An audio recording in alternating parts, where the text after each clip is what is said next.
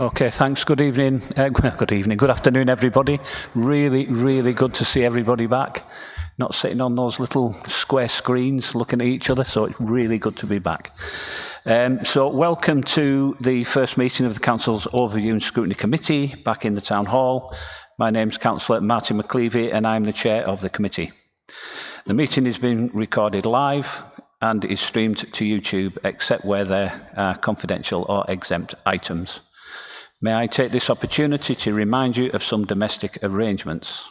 In line with current COVID guidelines, everyone is reminded to adhere to social distancing and to wear a face mask when moving around the room unless medically exempt. Face masks may be removed when you are seated if you wish. It is important that all participants conduct themselves in an appropriate manner. Please put your mobile phone on silent. Please do not interrupt any other speaker. If you do wish to speak, please make sure you turn on your microphone and off once you've finished speaking. The live stream will not pick up any sound if your microphone is not used. To vote on matters, I will confirm the recommendation and request a mover and a seconder. A roll call will not be undertaken now we are back in the same room, unless, of course, a named vote is moved and seconded.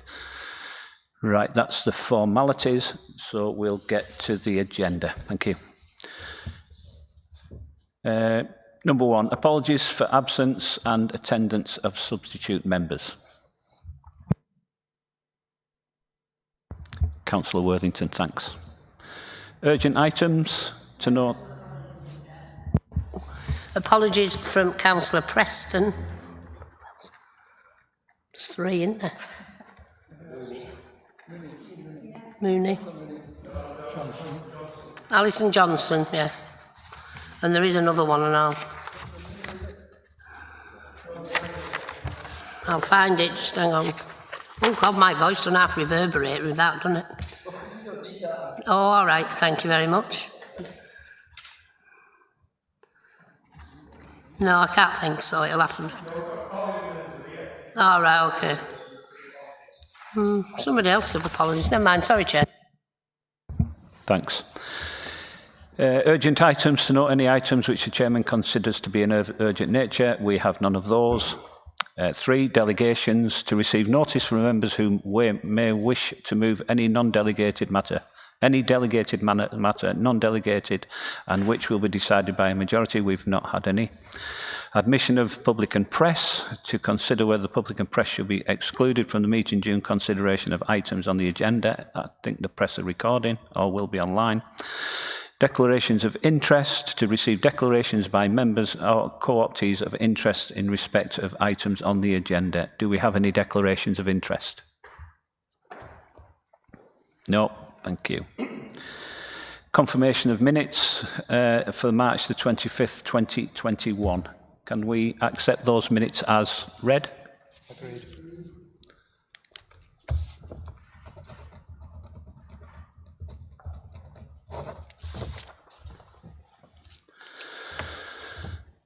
Item 7, public participation. Any member of the public who wishes to ask a question, make representations or present a deputation or petition at this meeting should have applied no later than 5 p.m. 2 working days before the meeting. We have had none of those. Agenda item 8, terms of reference. The terms of reference are added further down the document. I assume everyone knows the terms of reference for overview and scrutiny and see no need to go through those. Okay, for decision today, agenda item number 9 is review of outside bodies. And let me just go down. Right, we asked for a review of outside bodies, which was added to last year's work agenda. A review of that has been undertaken, and the results of that are in table at 3.5. What that's basically telling us is these are all the outside body committees. Where it says yes, that they have, all it's saying is yes, they have met within the last 2 years. That does not mean that members on those committees have actually attended. And where it says no, obviously they have not met, either with members or as a body either. This will remain on the agenda, or on our work programme, to keep an eye on it. And it was agreed, I think it was last year at Council, that members who are on those bodies will provide a report at the end of the year. So whoever is on that, on each of these bodies, that was a recommendation, and if you're attending those meetings, I would imagine you should be making a report on that. So we'll keep that one on the agenda, we'll work through it, and I think, John, you were heading that up, were you? Yeah. You were leading on that. Do you want to speak on that one, John? The only thing I've got to say is that the majority of the outside bodies do meet on quite a regular basis. Obviously, because of COVID, the meetings have been virtual, but most of them are attempting to meet where possible. Thanks, John. Any questions on that agenda item? No. Thank you. Agenda item 10, internal and external communications review. John? So, the members of the work group carried out this review, and the output from it was that we clearly need timely communications, and they decided to undertake the review to make sure that we were getting internal and external communications. We've engaged a consultant over the last year, and I think there has been a definite improvement in external communications. And internally, there has been some improvement, but not the same improvement as with the external. There is a proposal for the council to have an internal communications team, which will take over both internal and external, but that is at some point in the future. The recommendations is that the overview and scrutiny review comes to an end, but we need to monitor to make sure that the actions that are being proposed and the recommendations that are being proposed are implemented. The updates on the IT strategy and the customer services strategy. The IT strategy is going to be ongoing for quite a while because we're actually moving from the old IT system to a new Teams system operated by Microsoft using Microsoft Office 365. And that will give us a much more stable system to work off. And it will improve communications because if email goes down, the servers that we store in-house go down. In the past, you wouldn't have been able to get in touch with the council, but because we're migrating everything to the cloud, if the systems go down inside the council, you'll still be able to contact the council using Teams. And if members have problems at home with their IT, they will be able to access the IT help desk directly. So that will be a big advantage. And in addition to that, there's going to be more self-help for both members and officers so that the IT technicians can focus on dealing with the bigger jobs rather than things like password changes, which you'll be able to do yourself. So that's all going to be happening in the near future. The customer services strategy is going to go to the executive in July, and I want to bring it to the meeting of this committee on the 8th of July so that you're all aware of exactly what's happening. I think they're just sort of dotting the T's and crossing the I's or the other way around. So that's about it, really. Thank you, John. And for those watching on YouTube, that's John Penfold, our Corporate Support Manager. Thank you for that, John. I was one of the participants in receiving a new small iPad to test. I'm not quite sure if any other members were. And they were really, really good. Facial recognition when you go on. And I'm not saying that the iPads are bad, but that was a really good platform, and hopefully it'll be rolled out as soon as. Any questions on IT and communications? No, thank you.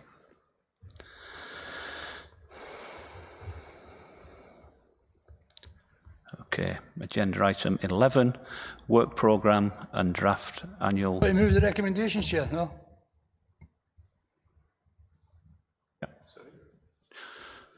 Sorry, yes, we will need to move the recommendations, won't we? Sorry, you're absolutely right. Thank you, Bill. Yeah, sorry, I'll go back. The recommendations for the IT and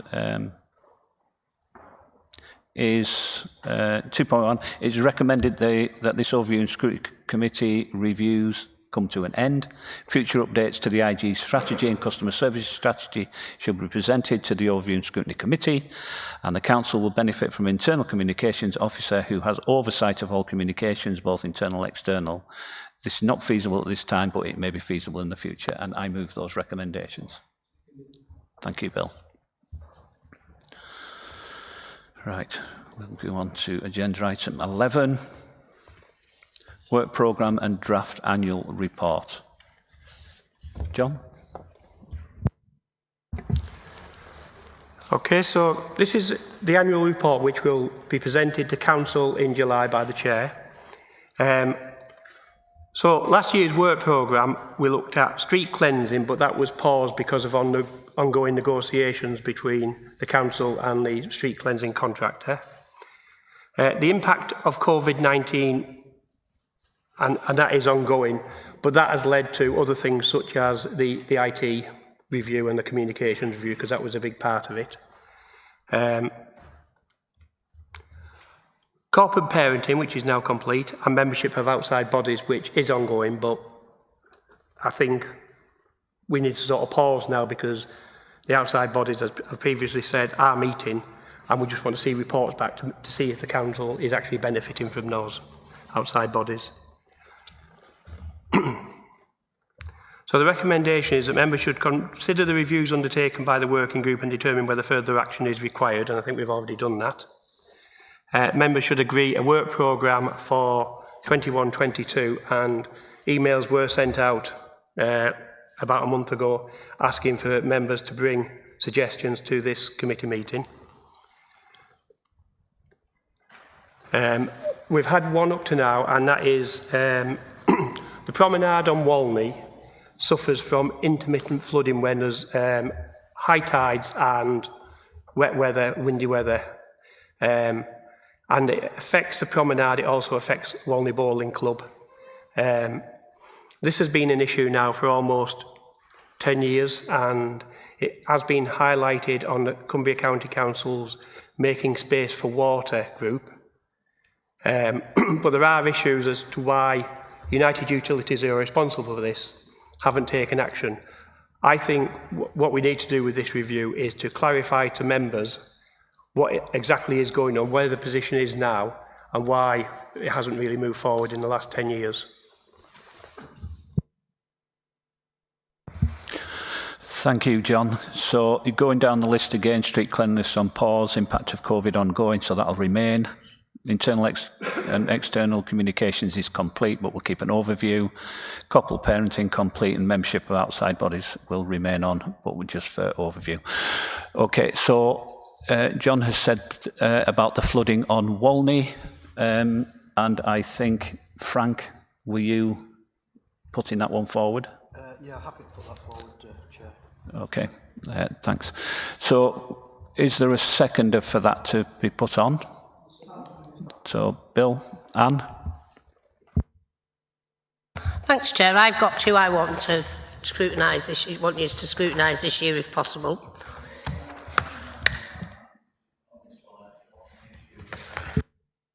What we've tended to do is when an item has been put forward to go on the programme, it's been proposed, it's been seconded, then we want a group to be put together to do that. So could I ask for volunteers to chair the group and to be on that group to see it through? Go on, Chair. So is that Councillor Cassidy to chair? Happy to do that if the other members are agreeable, Chair. Councillor McEwen and Councillor Gaughan. So 3 on that group is just enough. Thank you, all 3. Anne? Councillor Thompson had his hand up to go on that group beforehand. I did, Chair, yeah. Okay, thank you, Councillor Colin Thompson. If my memory serves me correct, we discussed this at our last meeting, and I think Councillor Husband, myself, McEwen and Cassidy were already elected to that committee. Chair, yeah, we did discuss it, if you remember. It was on a Zoom meeting, that. Right. They were the ones that... Yeah, we did agree it, but Councillor Husband isn't on scrutiny this year. Okay. Well, So- can we still have them names? Can we still have them on, Yeah, well, on the we've got group? them all now, Yeah, and also we've got Councillor Gorn as well. yeah, that's fine. That's, okay, thank you. Thank you. Anne? Thanks, Chair. I would like the committee to scrutinise discretionary housing payments paid by our Revs and Bens department, and I'm not sure the name of the next one. It's something similar, but it's a grant that's paid to organisations that give supported living to people on housing benefit. And there's I've been doing quite a lot of work on this recently, and there's discrepancies between who gets it, who doesn't get it, and the amount of money they get paid. So I think we just need to have some case studies and have a look. And on discretionary housing payments, we pay quite a lot of money of this back to the government every year. And I think we should go through it and find out, you know, what's how it works, and have some case studies on why people are refused and why some are granted, because it's very patchy and very difficult to understand. So I think we need to really in-depth look at these two issues, Chair. Thank you. Thank you, Councillor Thompson. Do we have a seconder for that one to be put on the working plan? Councillor Morgan? Thank you. Could we have a committee for that group, please? Anne Thompson, Beverley Morgan, Councillor McEwen. Who would be a chair? Are you nominated to chair for that group? Anne, thank you, Anne Thompson. Chair, could I just clarify? When we're looking at these things, you've mentioned case studies. We can't look at individual people's cases because of data protection. Ward councillors, with consent of the constituent, are allowed to look at and investigate their claims, but as a committee where you're from different wards, you won't be able to look at it under a data protection point of view. So if we did bring case studies, we would have to anonymise them first.